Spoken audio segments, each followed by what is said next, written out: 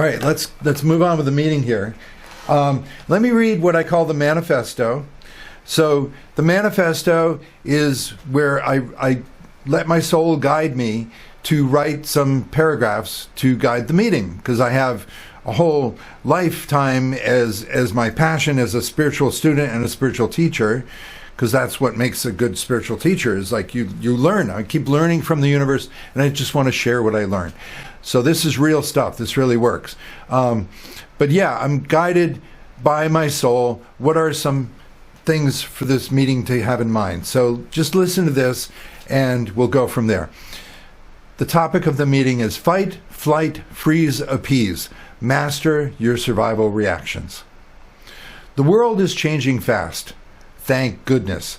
Change can be your friend who brings a better life if you learn to manage your own survival reactions. People who react in survival mode can make every dangerous thing worse. But don't worry. When you understand how life works and how to make yourself feel safe, then you won't join in the escalating chaos of survival reactions. You'll be a source of hope and solutions for a future that begins here now, as your life just keeps getting better. And that's an important test for, like, you know when you're on the right track, when it already feels good and it keeps getting better. You know you're on the wrong track when it feels worse, but it keeps promising you these great, bigger and bigger payoffs. You're going to be richer and richer, but you keep working harder. So it's an awareness. You got to bring an awareness to things. I'm sort of editorializing as I go here, but yes, you'll be a source of hope and solutions.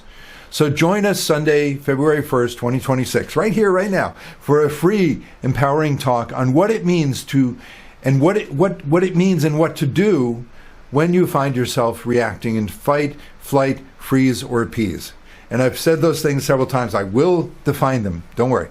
Now, your human self is both extremely powerful and deeply vulnerable. So this is an important concept that I was guided to write about for the manifesto here. Vulnerability. So power means that you can take action to make what you need to happen. And that is great. Yes, you're always good enough. You can always do something that will get what you need for the next step. You can always be okay. But people feel weak and scared when they don't understand that power is also very vulnerable. Now, vulnerable means that your power can be hurt. Vulnerable is when you can be hurt. Power is vulnerable. And people don't like that. People like to fantasize being a superhero. I'm invulnerable. I have superpowers and nobody can stop me. Nobody can hurt me. No, you can be hurt. Oh, quick aside. This fascinated me when I saw this. There's this one section in the Bible where they said, what do they call it? The prophet gets no respect or something. Basically, Jesus, wonderful being, wonderful person, leading the way for humanity. He's real. He really was there. He really is in the spirit world. I talked to Jesus. A lot of people connect with Jesus. Anyway, Jesus, for all the miracles he could do, he really could do amazing miracles. And it's not like he had a personal power. He was just calling in the universe. This is what's needed, and I know. He could hold that knowing of what the universe can do to help people. He was able to bring that knowing, that conviction, because he worked with the universe. He knew what was possible. So that's how he healed. He would just hold the space in which, yes, the universe can do this, and the universe is doing it now. For all the miracles he could do, he could not do those miracles in his hometown. There's one part of the Bible where it says, like I said, I think it's like the prophet gets no respect. When he would go to his hometown, he could not do miracles because everybody knew him. Oh, it's like, you're that kid, the carpenter's son, whatever. It's like, yeah, you can't possibly be that savior we've been hearing about. He couldn't do them. He couldn't do the miracles because miracles rely upon your own consciousness and the consciousness of people around you. If people absolutely are opposed to, they know you, they're like, you can't do these things, you cannot stay with them. You have to get with people who have a fresh, clean slate. Oh, who are you? Anything's possible. Jesus could not do his miracles with the people who knew him from his childhood. He had to go to places where people didn't know him and they were hoping for a miracle. And then, yes, he could bring in that knowledge of what the universe can really do. Fascinating point, isn't it? So power is vulnerable. as powerful as you are, if you're in a place where people are down on you and don't believe in you, you got to move yourself out of there. So vulnerable means your power can be hurt and your power will stop functioning. For example, a car is very powerful, but a car is also easily damaged, so you need to take good care of it. Don't let the oil run out, don't puncture the tires, don't put dirt in the gas tank, don't shift into a reverse when you're driving down a highway, stuff like that. Well, your human energetic body is even more powerful than a car and even more vulnerable, with many ways that it can get hurt. And don't worry, that's actually a good thing, because everything you need to take care of yourself so that you're not hurt is exactly what the universe wants to give you. Your human needs are gifts that will lead you to where you can receive what you need from the universe. Your needs are gifts to guide you to where you belong, to be happy and thrive. Think about that. I mean, a lot of my life I was spent kind of cursing the fact that oh, I need food, I need money. It's like, oh, I'm so vulnerable. I have to. And then I started realizing wait a minute, if I respect my human self and be guided, just ask the universe, I need this. I'm really going to be hurt without it. Universe, guide me to where I can get what I need. Then I started tuning into more of the universe. So your needs are gifts. See them that way. So why are people weak, injured, and scared when they could be strong, healthy, and happy? If the universe would love to give you everything you need to be healthy, strong, and happy, why are people staying weak, injured, and scared? Well, that's the vulnerable effect of holding on to false negative beliefs. Your beliefs will make you vulnerable. Human beings are vulnerable to beliefs. You have to believe things, and if you believe false things that hurt you, you will get hurt. So a lot of people like to be invulnerable. People like to think they can think and say and do anything they want and still get everything they need. You see this all the time. People doubling down, they refuse to apologize. No, I didn't make any mistakes. I can do whatever I want. I can say whatever I want. You've probably felt it yourself. I've felt it. It's like, when I was a parent, it's like my kids can drive you crazy. They can really push your buttons. And I'm like, I am justified to spank them a little because that'll make them behave. It's like, no, that was a vulnerability. I needed a solution that wasn't in any way violent, but I was taking a shortcut to false beliefs. False beliefs will say they're a shortcut to a promise that doesn't work, that it's a lie. This is not the way to do things. It's going to make it worse. And you can feel when it makes it worse, but you got to be willing to feel it. So the thing is, beliefs generate life experience. So when people hold on to beliefs that will never work, they feel bad and they will turn increasingly negative, and their whole reality will turn negative around them. Your beliefs are your stories about your life, for what you think is true and what you expect will happen. If you don't believe that something good is possible, then you'll keep doing something bad instead. Even though what was good is just calling you. It's like, please come over here. This would work. Your higher self, your soul, all your spiritual guides calling you. Try this instead. But it's like, no, it's not possible. It won't work.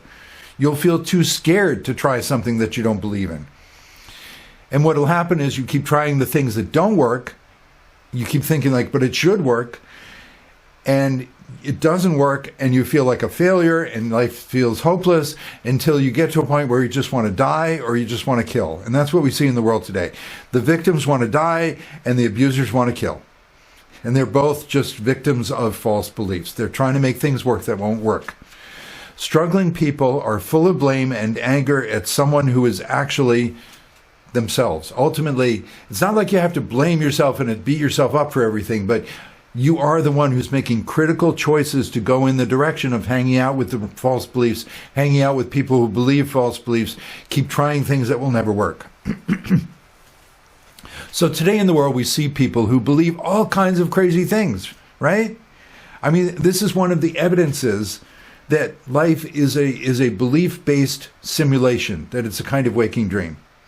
There's just no logical reason why, people who want to be, dictators, fine, then you could just be a dictator, just be really strong. But instead they believe crazy conspiracy. They constantly pushing lies. Why? Because beliefs are the real basis of reality. Negative people have to believe lies, have to keep pushing lies, because that's what actually generates life experience. People cannot just be negative and be strong. They have to have lots of lies to try to suck you into being weak with them. People who are abusive, who are violent, are weak. They are believing lies, and they want you to believe lies with them. Lies that you have to suffer with them. You don't have to suffer with them. So again, back to what I was writing.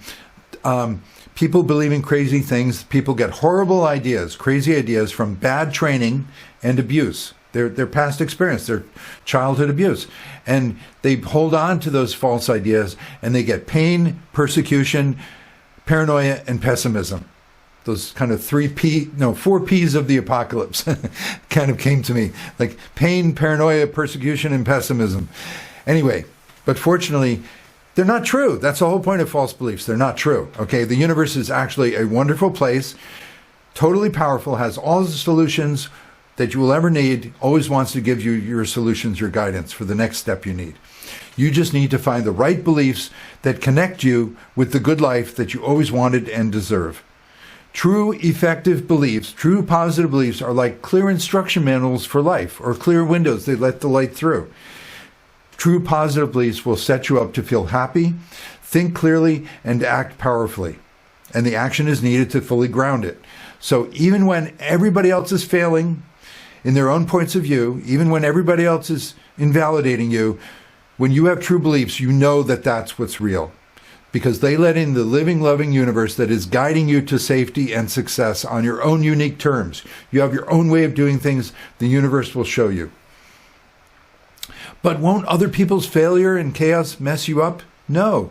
Other people will not mess you up when you're guided by the universe, because everyone is in their own consciousness experiencing their own universe. Parallel realities. Parallel realities, alternate Earths, parallel worlds, that's not a fantasy. The multiverse is not a fantasy. It's not escapism. It's real. It's because every consciousness is its own universe of experience. If you let other people run your life for you, then you're going to be suffering somebody else's way of doing things and not getting your own way of doing things. But if you let everyone run their own life their own way, then you can too. It's up to you. It's your attitudes, your rules for life will apply to everyone, including you. So just have good rules for life. Have compassion, encourage people to make their own choices, and then you will feel that for yourself. Even if other people want to dominate you, you won't be dominated because you let everyone have their own free will. You'll be attracted to what you need to grow successfully.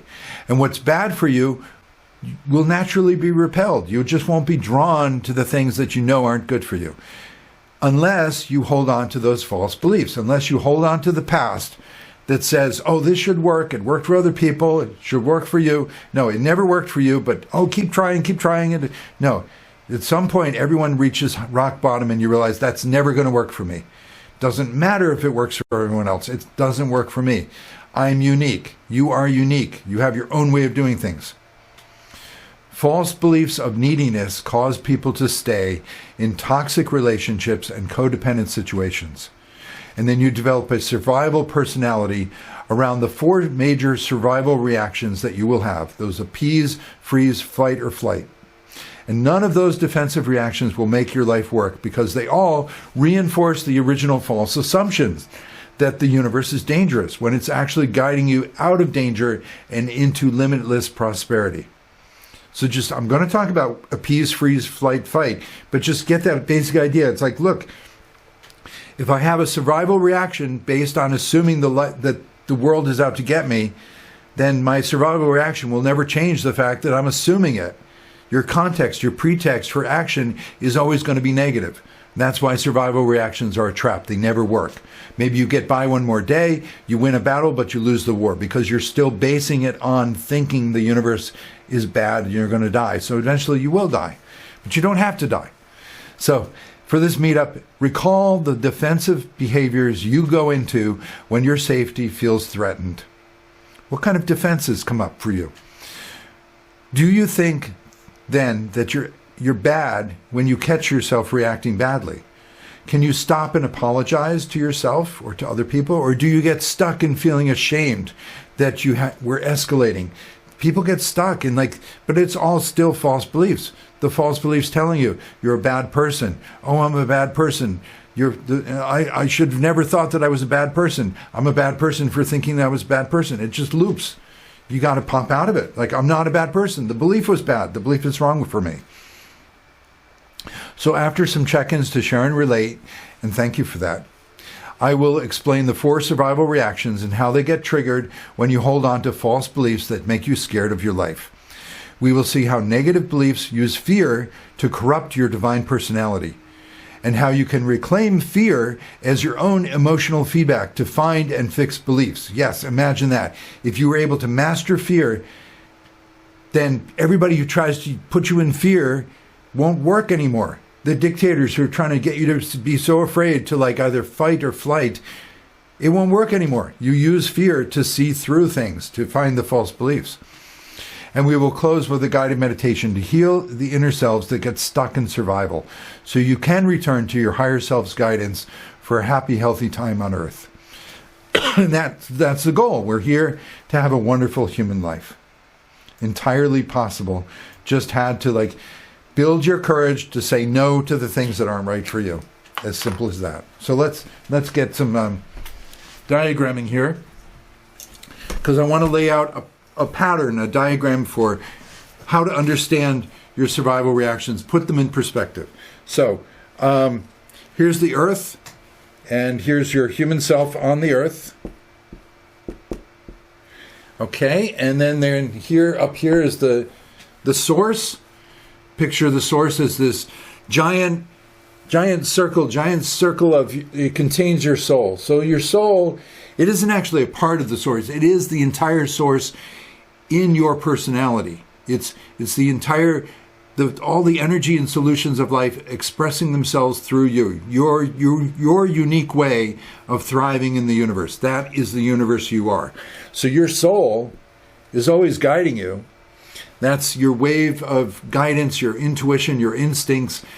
Animals have that. Nature has that. But then, as a human being, you evolve to have this greater consciousness. You can step outside of yourself. Now, animals, they have feelings, they have thoughts, they play, they love, they have personalities, everything. But they don't have free will. They don't step outside of nature. They don't invent cars. They don't, develop fashions to go other places in the world. I mean, animals stay in their ecosystem. They have a few tricks up their sleeve, but they've been developed by evolution. Any higher being, human beings, they develop free will. Free will is based on you have an ability to step outside of the system as a spiritual consciousness and observe what's going on and decide whether you want to work more with nature or work against nature. You can try false beliefs and see what happens. And your human body will give you the feedback. When you try a false belief, it doesn't feel bad. But you can also evolve faster than evolution. And this is why nature wants you to be a higher being who has free will, who could make mistakes, but could also do things faster than millions of years of evolution. Yes, human beings have messed up the planet in just a few hundred years, but human beings can also fix up the planet in just a few years when they are higher beings who work with the spirituality that has always been trying to come through. That this soul has solutions, not just the intuition of instincts, but actually the direct guidance. So you are meant to be a human being who feels feelings, to give yourself feedback on your choices, and then being a spiritual being who can step back and say, I can make different choices. I don't have to believe that war would lead to peace. I don't have to believe that I have to get rid of all the bad guys. I don't have to believe that I have to work hard to death to become rich and then I'll be happy. I don't have to believe things that don't work. So you step back, and that's when you start perceiving you have a higher self. And you have a future self that comes from your higher self. So your higher self comes from your soul.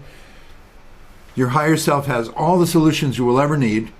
And your future self is the next step of you that has already solved your current problems. It's the you. It's what you want to visualize when you're manifesting. Visualize a you who has everything solved that you're currently needing. Just how happy they feel, how good it feels, how happy they look.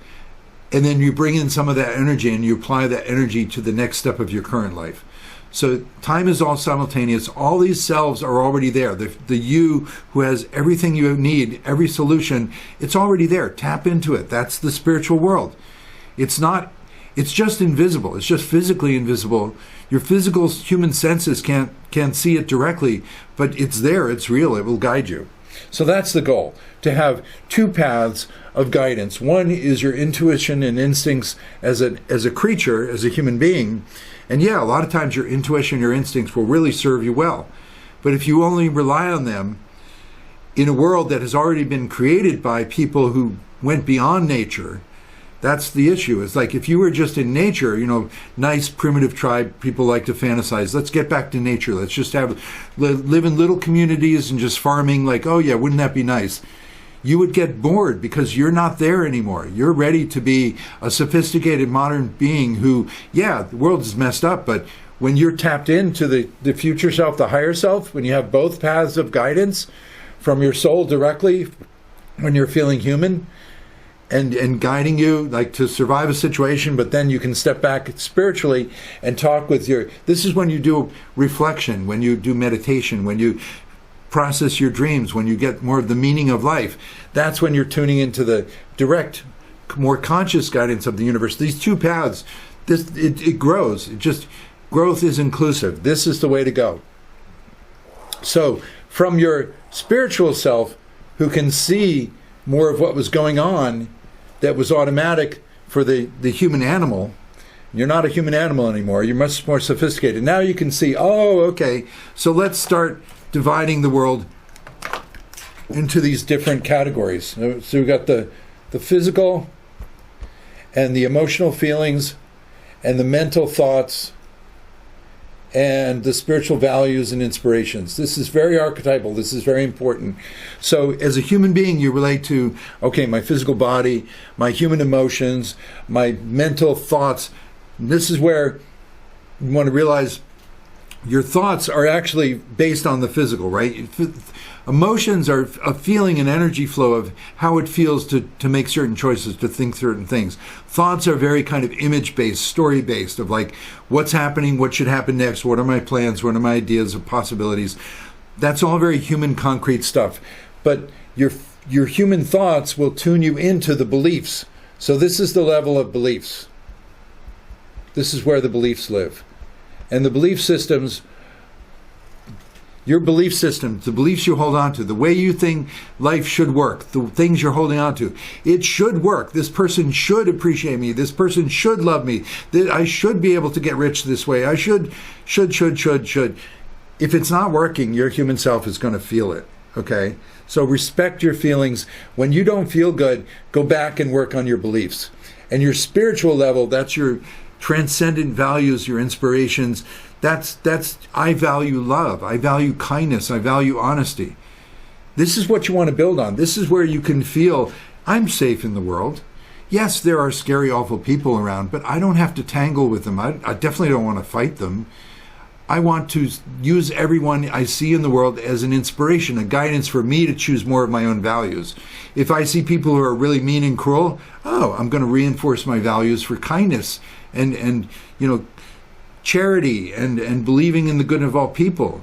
So you reinforce your values as you see problem people in the world. Let it be. See, reality is meant to be split.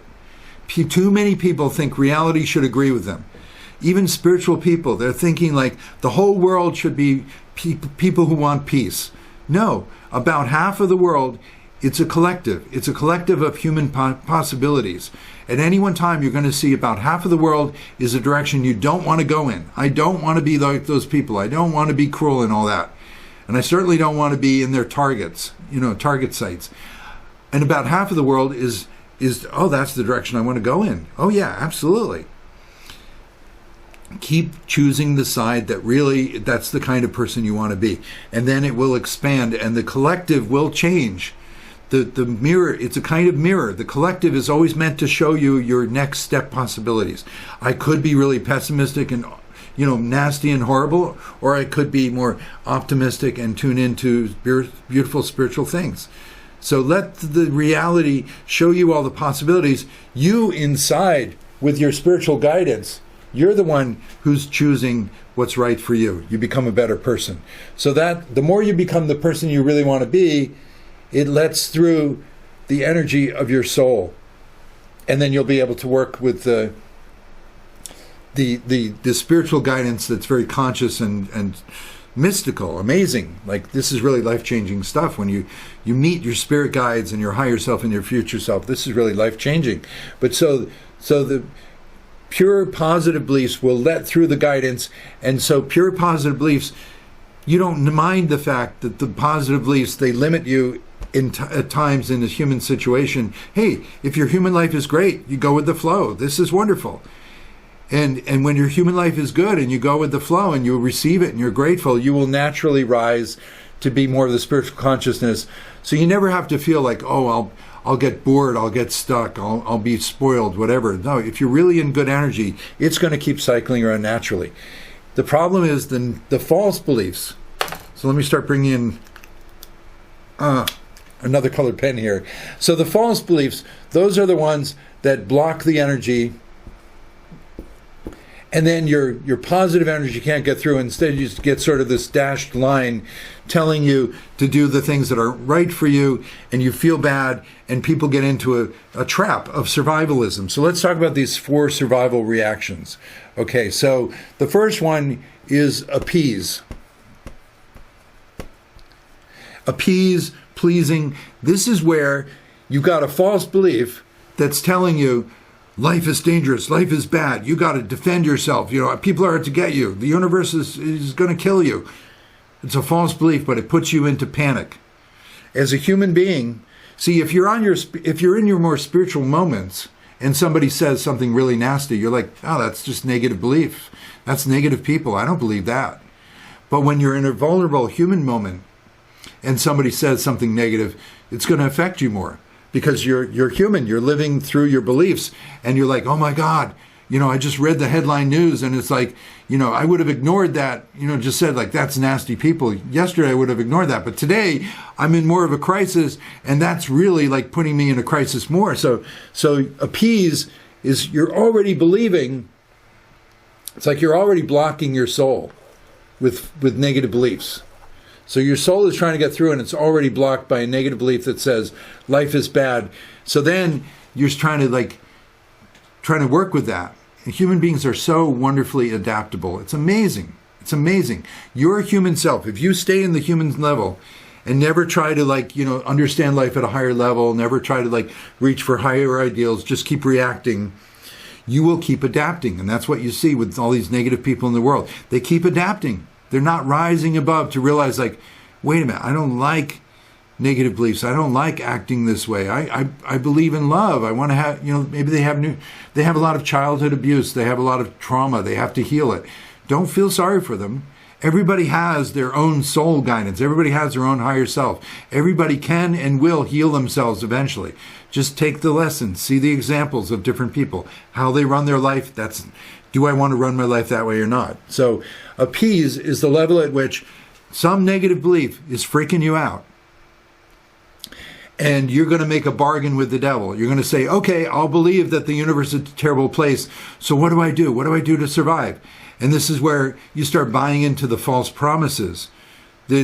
First, I like to make a distinction between ugly lies and pretty lies. So ugly lies are first, the false beliefs are telling you, oh, the world's so bad and terrible things and there's no hope for you. And, that's an ugly lie, and that blocks your soul. That blocks your hope, your joy, your love, all of your values to have a great life. All of that is blocked by this ugly lie that's freaking you out as a human being.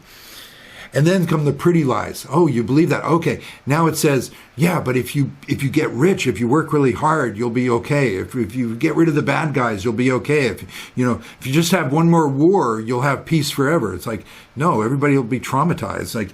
But no, pretty lies, that's when you buy into the appeasement. So this level, you're already got 3 things going on here. You at the appease level, when you notice yourself kind of thinking like, I don't like my life, but if I keep trudging through it, if I keep trying to make it work, someday it'll work. stop, realize you're in appeasement. And first, you want to notice, what was a human being needing? I have human needs that spirit, my soul, would genuinely, authentically provide for me. So what are my needs? What are the ugly lies I've been believing that, people would ignore me? I have to work hard. There's no hope for me. I have to do something extraordinary to deserve, spiritual guidance. I'm not good enough. So that's the ugly lies. So your needs, the ugly lies, and then the pretty lies. What are the false promises you're buying into? Oh, if I just work hard, if I just, whatever, if I just, impress people or work hard or whatever, then if I go to enough protest demonstrations, if I fight the bad guys, all this stuff, those are the pretty lies. So your human needs that your soul would provide, blocked by an ugly lie that life is terrible. Who did you learn that from? Where did you get that? And then the pretty lies to adapt to it, thinking like, oh, life is bad, but if I do this, I'll survive. Well, then once you're in appeasement, then your next level is freeze. So freeze happens when you've been appeasing for a while. You've been adapting as a human being. So you get stuck at this level of human reactions. And you never get to a level of like, oh, I accept my human self and I have spiritual reflection and I'm higher guidance and I can reinforce my values and positive beliefs and I can let go negative beliefs and I can call in healing. That's all the good stuff. But if you stay in the appeasement, I got to work hard. I can never do enough, but I'm going to try. And a lot of people get really excited. This is the excitement of anxiety. This is the false excitement. This is the false passion of anxiety. Like, oh, I just got to work more. I just got to do this. I got to do that. People stay in appeasement for a while, and eventually they will reach a point of exhaustion. Freeze is when you just realize, like, I can't do this anymore. I guess I'm just not good enough. I'm hopeless. I'm helpless. I'm a total victim. Freeze is like playing possum. Different animals have different survival mechanisms. Possums, those poor things, they're very ancient animal, very ancient mammal. Their survival mechanism is their nervous system locks up. They can't help it. They actually just paralyze, freeze, and they play dead. And they hope and pray that the predator doesn't want something that's already dead. The predator wanted to chase something that was active and alive and exciting for them. So the possum often survives just by being paralyzed. But it can also get them killed. I mean, their nervous system locks up. They actually can't do anything for a while. So if they're on a road, if they're in the middle of a road and they freeze up, they're going to be stuck until a car hits them. So freeze is when people go into dissociation, they're paralyzed, and they're just hoping they'll survive. And it may or may not work. You may or may not get by one more day. But even if you get by, you start waking up from the freeze, from the paralysis, then you go into flight. It's like, oh my God, I got to get the hell out of here. And there are people who just live in this flight mode of just running away, escaping their whole life. And actually you can see at a deeper level of compassion, you can see my God, everybody has gone through these levels of appease, freeze, and flight. Everybody's into escapism. We got a whole culture built on addictions to entertainment, to getting wealthy, to gluttony, just gorge yourself, just think and feel I'm fine. It doesn't matter what other people are going through. Just giving up on your ideals, giving up on your spiritual being, your greater purpose. I'm just going to be a person. Just get by and just get the best for me. And escapism. People are so addicted. Addiction starts with something that was good for you, but you need to move that into a real life built on a pleasure, not a life that's escaping to I got to go get drunk again, to get away from the pain. So flight and then fight. So somebody who has been a weekend warrior, I can't wait to get out of work so I can get drunk again. I can't wait for the weekend so I'll be drunk all weekend. Somebody who's doing a lot of escapism, or just whatever their lifestyle of escapism, when life calls them and they have to do something else, they turn real nasty. They turn fighting. You see that, and you've seen it in yourself. You turn really nasty suddenly when you realize I can't just run away. I can't just escape anymore. I have to do something about this, and you can turn really nasty and really freaked out. And that's the fight mode. And I'll say it briefly because I want to get into meditation. But yeah, there's room on my board. I want to add this here. There's a personality type associated with each of these levels. The appease level, this is the rescuer. These are the people who, they think they're doing a good thing. I'm going to rescue you. You yourself, when you feel like, I've got the answers for you. You got to listen to me. You turn into a parent. This critical, pushy, bossy parent figure. It's like, I know what you need to do. I just want to rescue you. This is just for your own good. The mistake you're making is thinking like your life is dependent on what other people choose for themselves. So you've fundamentally got a false belief that is blocking you from letting other people do what they want with their life. You learn from the examples of other people, and you can improve yourself to be in a constant flow with your soul. So you got the rescuers of the world. I've already bought into a false belief that I've got to rescue people, or else they suffer, I suffer, the world goes down the toilet. No, the rescuers, they're already in appease mode. And this is why so many people, so many really good intention, like working for charity, working for social justice, whatever, they are tormented, they are exhausted, they are, hyper-focused on bad news. A lot of people who are trying to do good in the world are suffering so much because they're at that rescuer level. They're trying to make it work that they don't even know their own power because they've already bought into ugly lies that said, you're not powerful. All you can do is try to rescue other people. And you know that. You know when that feeling of like you're just trying to fix an old relationship. When you're trying to fix something that's broken, okay? Cut your losses. Don't keep trying to fix what's broken. Then the next personality that goes with the freeze is the bully. A little contradictory perhaps, but you can see that they interact. Like a bully, one part of you is frozen, one part of you has given up, and another part of you just becomes pushy. So the rescuer turns into a bully when it's like, damn it, you're not listening to me. I'm trying to tell you the right thing to do. I'm trying to tell you, you should get back into the relationship with me. You should take care of yourself. Do what I tell you. Damn it. And you get more and more forceful. This is the parent who, like, they start caring for the child, but they think it's their job to fix the child, and they get more and more of a bully, like, do what I told you to do. And they're not listening to the child saying, but I have a totally different way of doing things. So bullies are very dominating, and there's an interaction between a part of them is frozen and a part of them is a bully. And the next personality is a victim. This is when you wake up from your freeze and you just try to run away. And this is when the bully realizes, like, no matter how much I'm pushing people and trying to intimidate them, it still doesn't work. So you see this a lot where bullies turn into victims. Like, I don't understand. Like, one minute this person was being such a bully, and the next person they're trying to get a sympathy card, play the sympathy card. They're trying to tell me, like, oh, poor them. They're just trying to save the world, and they're just trying to do what's right, and nobody's listening to them, and poor them. Like, poor you. You're abusive. You were a bully a minute ago. Yeah, see, but they're coming from this rescuer. They feel like a victim, and they are a victim. And then the bottom personality is the martyr. And this is the fight mode. This is where you just turn crazy with, like, resenting the whole world. Like, that's it. I tried everything. I tried rescuing people and it didn't work. I tried pushing them and bullying them to do the right thing and it didn't work. I tried, like, the victim mode. I tried, like, pleading, please people. Like, it doesn't work.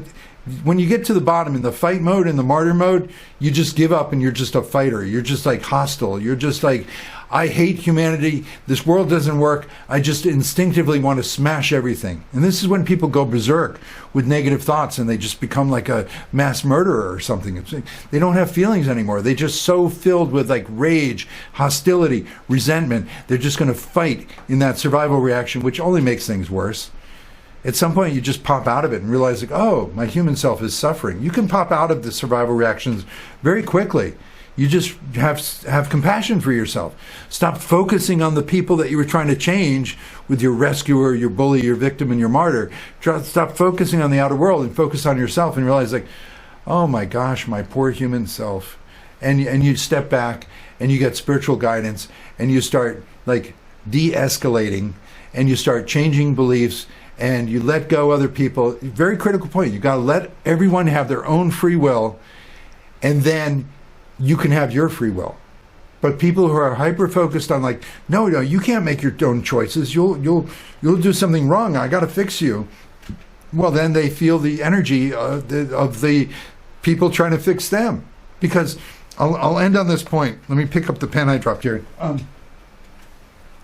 I call it the bathtub effect. Okay, so basically, everybody's in their own bathtub of energy. Okay, we think that we're interacting with other people, but we're only in resonance. So you imagine yourself, you're in a big bathtub, and you like somebody's out there. Well, somebody out there is like really nasty, and they're starting to upset you, and you start to imagine like, oh my God, terrible things. Like, what if they came to get me? I would have to fight. And you push the energy in your bathtub, and you create a wave. And then by the time that wave bounces back to come back at you, you synchronize it with somebody doing something to you. So you can get into this blame mentality of thinking like, my energy is attacking me because of those people. But actually, everybody's always in their own energy. It's your own. What you put out is what you get back. If you put out a lot of hate and fear energy, you're going to feel a lot of hate and fear from other people, and you're going to react to that, and then they react to you. But it's all synchronized dance. At any time, you can step out of it and say like, hey, wait a minute. I don't buy into this anymore. I'm not going to be a reactive, belief-driven human being. I'm going to be a spiritual being who realizes everybody has their own consciousness, their own bathtub of energy. I'm going to start cleaning up my energy. It's very easy to clean up your energy. Like, just accept your emotional state. I like to say that the 20-minute emotion meditation, I'll conclude with this. 20-minute emotion meditation, regulars know me talk about this. I set a timer for 20 minutes and just be with yourself. And don't try to like live up to some impossible performance pressure of like, oh, I've got to be a, meditating like divine, whatever. No, like be a hot mess. 20 minutes, feel your feelings, like whatever you feel, like fear, like anger, like, hurt, disappointment, depression, whatever you can feel, that's what you can feel. You're good enough. Feel what you feel. Your own genuine response right here now as a human being. That's all you need. Just genuinely respond for 20 minutes, feel what you feel. At the end of 20 minutes, you're going to pop out of the human being and be more of the spiritual self and comfort yourself. Like, oh, human self, thank you so much for sharing that with me. Thank you for telling me how you feel. Let's take care of you now. And you do something well within your means, something gentle, something comforting. Take a little walk, hug yourself, hug a pet, have a nice little snack, sing a song, dance around, whatever. Something to like feel that life is good and I can take care of myself. And that you do that, you have automatically moved yourself to the side of connecting with your higher energy, and you will get guidance after that. You will start realizing like, I don't have to stay in those old triggering situations. I could do something totally new. I don't know where it's coming from, but I have new perspectives. I feel like a new person. Yeah, you are a new person. You are tuning into the other world. There's a positive world that's always been there. With your future self, your higher self, you're becoming more of them. They always had solutions. They always had a good life. That's where all the best peak moments of your life come from. And the negative world, you're detuning. You're separating from that. I don't need to be a false me who's always suffering, like clothes that don't fit, like, old ideas that don't fit. That's not the real me. So you can leave the real you and be more of the real, leave the false you, be more of the real you. You can do that anytime, and it works. Okay, that's it.